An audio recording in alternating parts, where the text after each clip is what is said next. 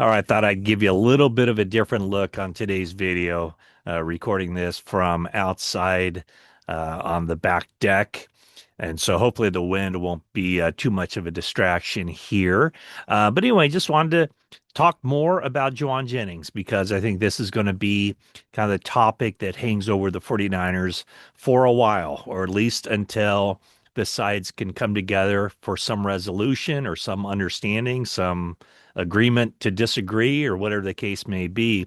But let's go back a year to last May, May of 2024, when the 49ers placed our tender on Jauan Jennings to kind of lock him in as a restricted free agent. And then they worked to get him an extension, a 2-year contract, basically a 2-year contract for 15.39 million. So roughly, what would that be?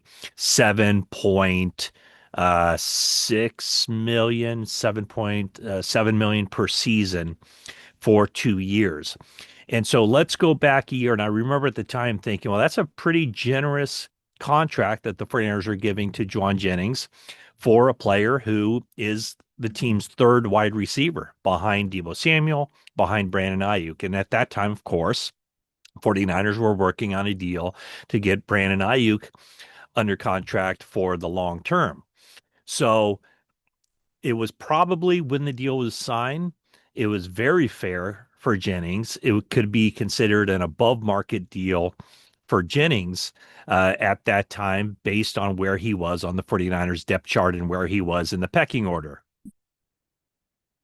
But now, a full year later, and now it's an under market value deal for for that contract. When you think about Jennings went from being the number 3 wide receiver to starting this season or ending last year and beginning this season as the clear number 1, with Deebo Samuel traded to the Washington Commanders, with Brandon Ayuk's availability for the first part of the season very much in question, very much in doubt due to the ACL injury and the MCL.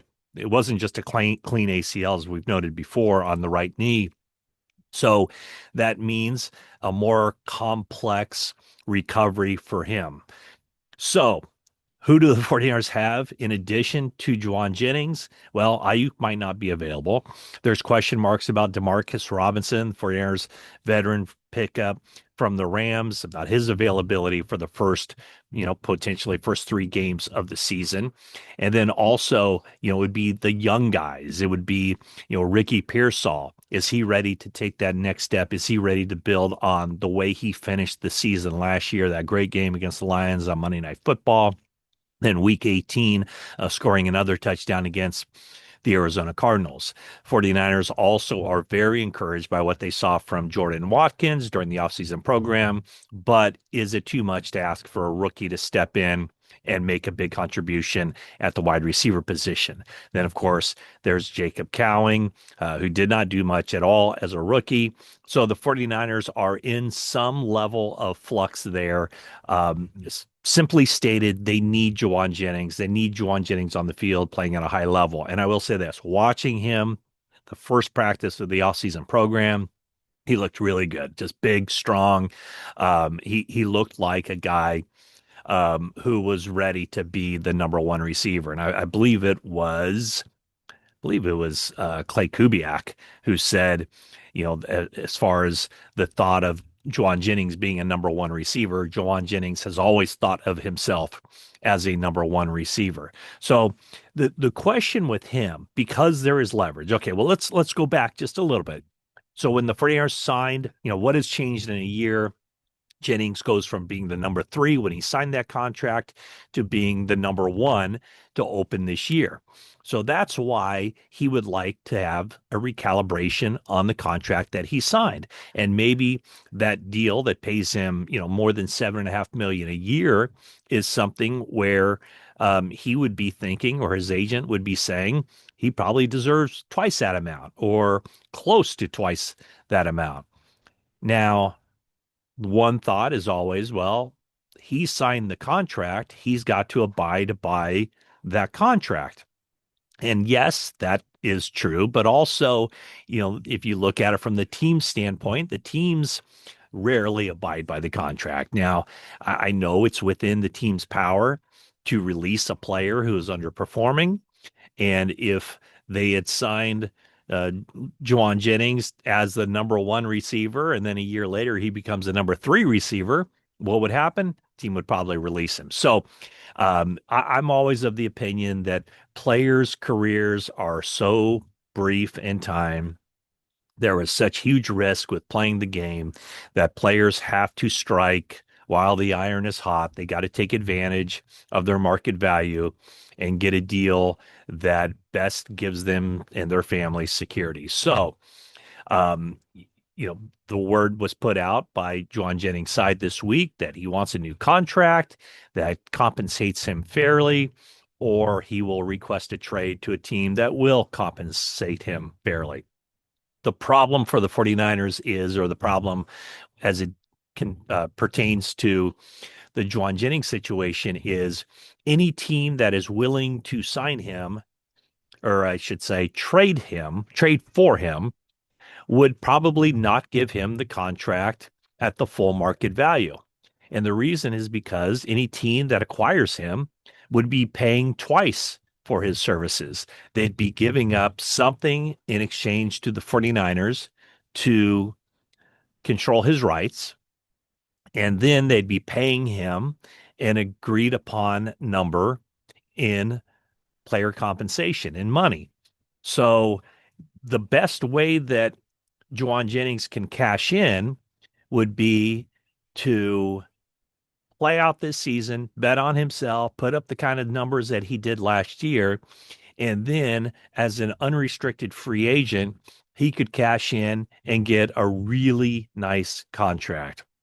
And then from the 49ers standpoint, assuming they don't, assuming again that their free agent losses are greater than their free agent gains, the 49ers would be in position to get roughly the kind of draft pick in the compensatory formula that they would get right now if they were to trade him. So in my mind, and again, this is total speculation. Don't know how this thing's going to play out. In my mind, probably the least likely scenario is that the 49ers trade Jauan Jennings at some point here before the start of the season.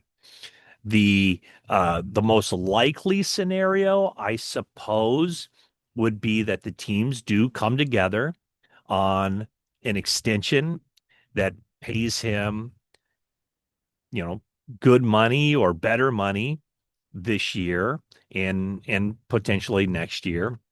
I mean, I think the 49ers want to keep him. Why wouldn't they want to keep him? He's a really good player. He plays with a chip on his shoulder. He's productive as a wide receiver. He's not just third and Jauan anymore. He's first down, second down, and third down and Jauan. He, would have had 1,000 yards receiving had he not got kicked out of that game against the Cardinals in Week 18. So, and the blocking part of it, there's just the hard nosed nature with which he plays. What they say, no block, no rock. Well, Jauan Jennings blocks, and he blocks until the echo of the whistle and sometimes beyond. And he has a way of getting under the skin of opposing defensive backs. So it's that kind of ferocity, tenacity that I think the 49ers want to keep around. So I don't see why they wouldn't try to get him to a deal similar to last year, where it's a 2-year deal, because whatever the deal they could sign for him right now, because they do control those rights to him. They do have him under contract for this year. Whatever kind of deal they could sign him to, I think would be, again, a below market value. I don't think they'd have to go to 15 million a year to retain him. So that's why I think that's probably the most likely scenario. But how does it get there? What does it look like? How firmly do either side kind of dig their heels in during this contract situation? The other part of it is the 49ers do report to training camp on July 22nd. And kind of like last year, ripping a page out of the Brandon Ayuk book, I fully expect Jauan Jennings to be there in Santa Clara. The question is whether that calf injury that kept him off the field during the last several weeks of the offseason program will prevent him from practicing until the contract situation is squared away. But it's a big year for Jauan Jennings. It's a big year for the 49ers because our roster is not getting any younger. But um, at Jauan Jennings, where he is in his career, he's a player who has gotten basically better every season. Remember, this is a guy that they selected in the seventh round of the draft. They released him before the start of his rookie regular season. He spent the entire first year on the practice squad, and then only his second year as a quote unquote first year player, his next year, was he able to win a spot on the 53-man roster. And he's been a big part of this offense ever since. So that's the quick rundown on Jauan Jennings. The rookies, of course, reported on Tuesday, and Curtis Rourke goes on the NFI list, non-football injury list.